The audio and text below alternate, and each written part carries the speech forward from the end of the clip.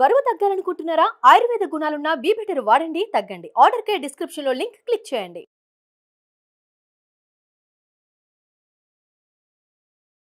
అందరికీ నమస్కారం. ఈరోజు నేను మీకు ఒక విశిష్ట అతిథిని పరిచయం చేయబోతున్నాను. ఆ గొప్ప వ్యక్తి ఎవరో కాదండి, 102 ఏళ్ల స్వతంత్ర సమర యోధులు ఏటుకూరి కృష్ణమూర్తి గారు. ఎస్, ఈరోజు వరకు ఆరోగ్యంగా ఉన్నారు. సింగిల్ ట్యాబ్లెట్ కూడా వేసుకోలేదు ఆయన. ఇంతవరకు ఎటువంటి అనారోగ్య సమస్య కూడా లేదు. మరి ఆ సీక్రెట్ ఏంటో తెలుసుకుందాం. ఆయన మనకు చెప్పే విషయాలు, పాఠాలు కూడా తెలుసుకుందాం. పలకరిద్దాం రండి. సార్ నమస్కారం. నమస్కారం. ఎలా ఉన్నారు సార్? అంటే 102 ఏళ్ళు, మీకు ఒక్క ట్యాబ్లెట్ కూడా వేసుకోలేదు, ఏ అనారోగ్య సమస్య కూడా రాలేదు. అంటే మాకైతే ఇప్పుడు నుంచి ఒక 25-30 ఇయర్స్ నుంచే మొదలవుతున్నాయి అనారోగ్య సమస్యలు. అంటే మీ లైఫ్ స్టైల్ ఎలా ఉండింది, ఏ ఫుడ్ తీసుకునే వాళ్ళు, ఇప్పటికీ ఎలా ఉంది, ఆరోగ్య రహస్యం అంటే ఏంటి? ఆరోగ్య రహస్యం లేదు, మామూలుగా శాకాహారమే. మేము అందరం శాకాహారమే. మా ఇంట్లో కూడా పూర్వులు కూడా అంత శాకాహారంగా మాంసాహారం దొరికిపోయేది. కాబట్టి అది అలవాటు ఒకటి మామూలుగానే వంశపారంపర్యంగా వచ్చేది అనమాట. అందువల్ల అది కాకపోతే నాకేంటంటే బయట తిరుగుడు ఎక్కువ, ఒంటరిగా కానీ కలిసి కానీ. గుంటూరులో ఉంటే గుంటూరు ఇతర తాలూకాలు, ఇతర జిల్లాలు కూడా తిరిగేవాడిని. ఏదో యూనియన్ సందర్భంగా ఎన్జిఓ అసోసియేషను, స్వాతంత్ర సంరక్షణ సంఘాన్ని స్థాపించడానికి కానీ వాళ్ళ సమస్యల మీద పోట్లాడటానికి చేయడానికి అన్ని తాలూకాలు, జిల్లాలు తిరుగుతూ ఉండేవాడిని. అందువల్ల ఆ వ్యాపకంలో ఇంకా మనకి ఏం అలసట ఉంది ఇంకా. అవును, పరోపకారం చేస్తూ దాంతో స్ట్రెస్ లేకుండా హ్యాపీగా ఉన్నారు. అంటే మీకు నచ్చిన పని చేస్తూ. ఇప్పుడున్న వాళ్ళందరికీ స్ట్రెస్సే. ఇప్పుడైతే 20-30 ఇయర్స్కి డయాబెటీస్లు వస్తున్నాయి, బీపీలు వస్తున్నాయి. సో హార్ట్ అటాక్లు అయితే ఈ మధ్య ఎక్కువగా చూస్తూ ఉన్నాం కూడా. ఎస్, సో అన్నిటికీ కారణం స్ట్రెస్సే. మీ నుంచి మేము ఇన్స్పైర్ అవ్వాల్సిన అంశాలు ఏంటంటే స్ట్రెస్ ఉండకూడదు, సో హెల్తీ హ్యాబిట్స్ ఉండాలి, ఫుడ్ హ్యాబిట్స్. సో అంతేకాకుండా పరులకు సేవ్ చేయాలి, మనకి మనమే జీవించడం కాదు. మార్నింగ్ నుంచి ఈవినింగ్ వరకు మీ లైఫ్ స్టైల్ ఎలా ఉంటుంది? రోజువారీ దినచర్య అంటే ఏంటి? పొద్దున్న లేవగానే 5:30కు లేచి కాళ్ళ కుర్చీలు తెచ్చుకొని పార్కింగ్ వెళ్తాం. చాచా నెహ్రూ పార్కులో అక్కడ ఒక 2 గంటలు 8 వరకు అక్కడ పార్కులో తిరిగి మాటింగ్ చేసి, అక్కడ వ్యాయామం చేసేవాళ్ళు ఉన్నారు, రన్నింగ్ చేసేవాళ్ళు ఉన్నారు, అందరూ కలిసి ఉంటాం. అక్కడి నుంచి వచ్చిన తర్వాత ఇక్కడ స్నానం చేసి భోజనం చేసి 1:30కి భోజనం చేసిన తర్వాత కొంచెం కాలక్షేపం, ఏదో పుస్తకాలు చదువుకోవడం, ఏదో పేపర్ చదవటం. మళ్ళీ రాత్రి 8:30కు టిఫిన్ కాదు, భోజనమే చాలా క్లుప్తంగా ఒక కార్డ్ రైస్ ఏదో తీసుకొని చేసేయటం, అంతే. 10:30-11 మధ్య బెడ్ రెస్ట్. అక్కడి నుంచి తెల్లవారి 5 దాకా. అంటే ఇప్పుడున్న జనరేషన్కి అసలు జబ్బులు రాకూడదు, ఆరోగ్యంగా ఉండాలి అంటే ఏం సలహా ఇస్తారు సార్? ముఖ్యంగా ఈ మద్యపానం, ధూమపానం వాటికి వ్యతిరేకంగా ఉండాలి, దగ్గర రాయకూడదు.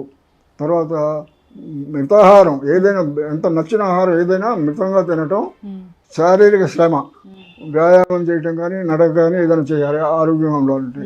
ఇవి ముఖ్యం. తర్వాత ఆరోగ్యం, మంచి శుభ్రమైన గాలి వచ్చేటువంటి చోట ఉండటం మామూలు సహజంగా ఉంటుంది. ఇతర ఆలోచన లేకుండా తమ వృత్తి ఏదైందో ఆ వృత్తి మీదనే ధ్యాస పెట్టుకొని చేయటం, అది ముఖ్యం. అంతే. అది చేస్తే మన ఆరోగ్యాన్ని మనం కాపాడుకోవచ్చు. అప్పట్లో వైద్యం ఎలా ఉండేది? హాస్పిటల్స్ ఎలా ఉండేవి? వైద్యం అంటే ఇంగ్లీష్ వైద్యం కొద్దిమంది, ఇప్పుడు ఎంతమంది లేరు. అప్పుడు ఊరికి ఒకరు ఇద్దరు ఉండేవాళ్ళు వైద్యులు. ఆ వాళ్ళు కూడా జాగ్రత్తగా ఇంటింటికి వెళ్ళి ఇప్పుడు పిలిస్తే అప్పుడు ఇంటికి వచ్చేవాడు, వచ్చి చూసేవాడు. జ్వరం ఏదో నయం దాకా వాళ్ళే సైకిల్ వేసుకొని ఇంటికి వచ్చి అందరినీ పలకరించి మందులు వచ్చి వెళ్తున్నాడు. అప్పుడు అట్లా ఉండేది. ఇప్పుడు అసలు ఇంటికి వచ్చి చూసే డాక్టర్ లేడు. అప్పుడు ఫీజు అంటే లోలైన వాళ్ళ దగ్గర తీసుకునేవాడు కాదు. ఇప్పుడు సోహన్ సింగ్ అని డాక్టర్ ఉన్నాడు, తెలుసు కదా, హోమియో వైద్యుడు. ఆయన 5 రూపాయలు ఫీజు, పేదవాడు కానీ ధర్మం 5 రూపాయలే ఫీజు. 5 రూపాయలు ఫీజు ఇస్తే ఆయన ఇంటికి వెళ్ళి, ఎప్పుడు అర్ధరాత్రి వచ్చి పిలిచినా కానీ ఇంటికి వెళ్ళి ఆ రోగిని చూసి, అది జబ్బు జ్వరం నయ్యేదాకా ప్రతిరోజు సైకిల్ వేసుకొని వెళ్ళి ఇళ్ళకి వెళ్ళి వాళ్ళ పరిస్థితి అట్లా ఉండేది అప్పుడు ఆ రోజుల్లో. ఇప్పుడు అట్లా ఎవరున్నారు? అంటే ఇలాగ పెద్ద పెద్ద హాస్పిటల్స్ అట్లా ఏముండవా?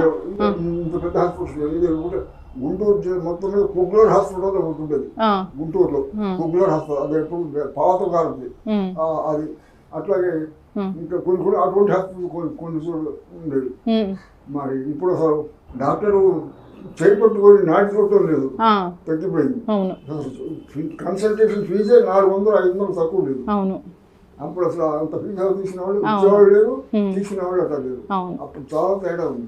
అవును, అప్పుడు మంచిగా అంటే ఏదో విద్య నేర్చుకున్నాము నలుగురికి ఉపయోగపడాలి అనేది మనం నేర్చుకున్నాం, నలుగురికి ఉపయోగపడాలి అని.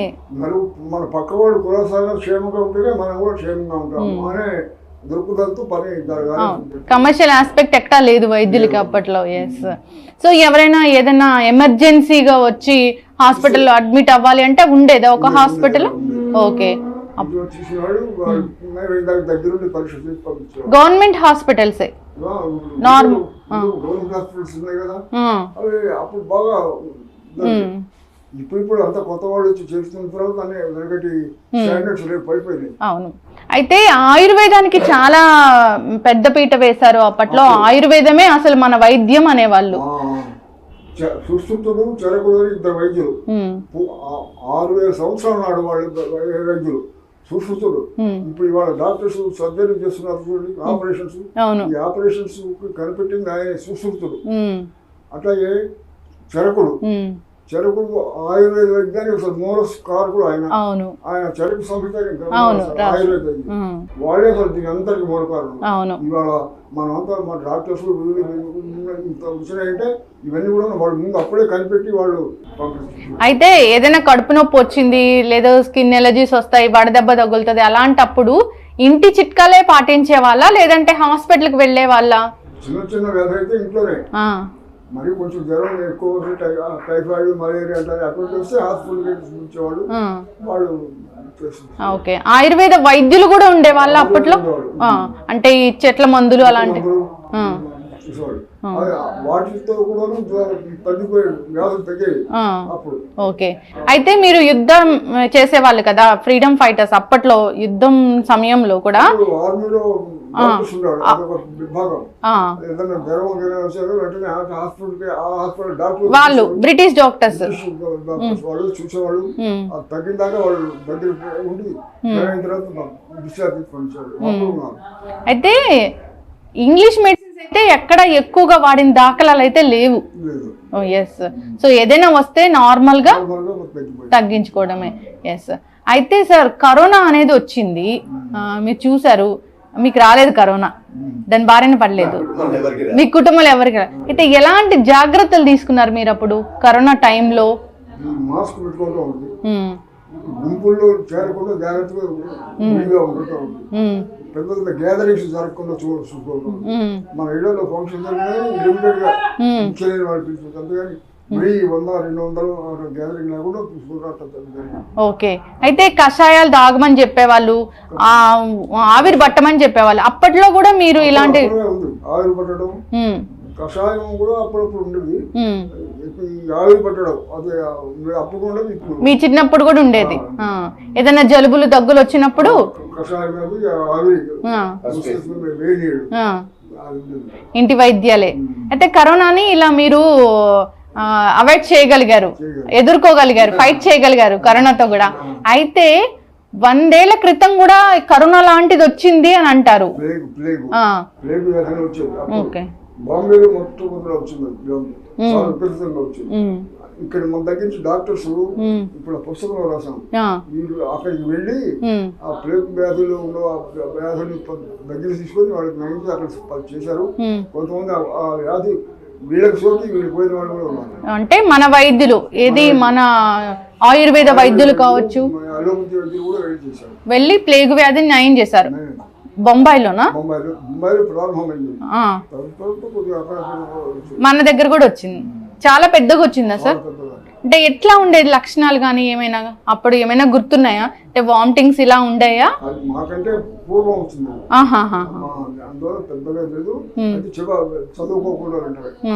ఈ లాక్డౌన్స్ కానీ ఇట్లాంటివి ఎప్పుడు రాలేదు కదా అప్పుడు.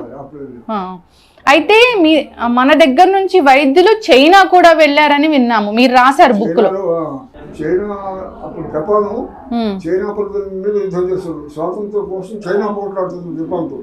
అదే రోజులో మనం ఇక్కడ బ్రిటిష్ వాళ్ళకి వ్యతిరేకంగా స్వాతంత్రం కోసం ఇక్కడ మన వాళ్ళు మనం పోట్లాడుతున్నారు. ఆ సందర్భంలో చైనా మీద జపాన్ దాడి చేస్తుంది కదా, ఆ చైనా ప్రజల సహాయార్థం, చైనా ప్రజల సైనికులు సహాయార్థం మన దేశంలో జవహర్లాల్ నెహ్రూ, సుభాష్ చంద్రబోస్ వీళ్ళు ఏం చేశారంటే మన దేశం నుంచి ఒక 50 మంది డాక్టర్స్ అని అక్కడికి ఒక దళాన్ని పంపించారు. పంపించడానికి ప్రకటన చేశారు. ఆ ప్రకటన చేసినప్పుడు వెళ్ళారు కొంతమంది. అందులో ఇప్పుడు డిఎన్ కోర్టెస్ అని చూసారు, ఆయన కాన్పూర్ ఢిల్లీలో, ఆయన కూడా వెళ్ళాడు. అందులో వీళ్ళంతా మొత్తం అక్కడ వెళ్ళి చాలా కష్టపడి ఆర్మీలో, అక్కడ చైనా ఆర్మీలో వీళ్ళు వెళ్ళి అక్కడ పనిచేసి చేశారు. ఈ డాక్టర్ కోర్టెస్ వీళ్ళంతా తిరిగి వచ్చేసారు, కానీ ఆయన అక్కడే ఉండిపోయి అక్కడ చేశాడు. ఆ చైనా అమ్మాయినే పెళ్లి చేసుకున్నాడు.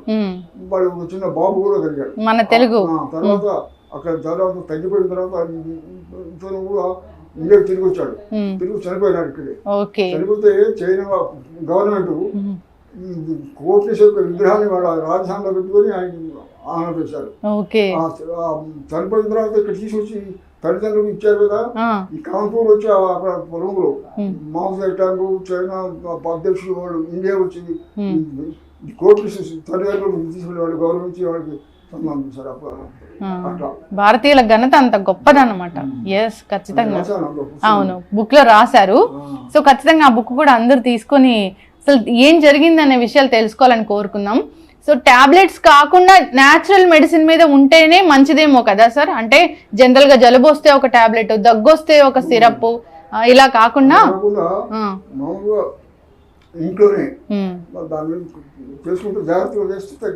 ఎస్, ఖచ్చితంగా. ఏదైనా వైరస్లు కానీ ఇలాంటివి కానీ దాడి చేయకుండా ఉంటాయి. మీరు చెప్పిన జాగ్రత్తలన్నీ పాటించి అందరూ కూడా ఆరోగ్యంగా ఉండాలని కోరుకున్నాం. ధన్యవాదాలు.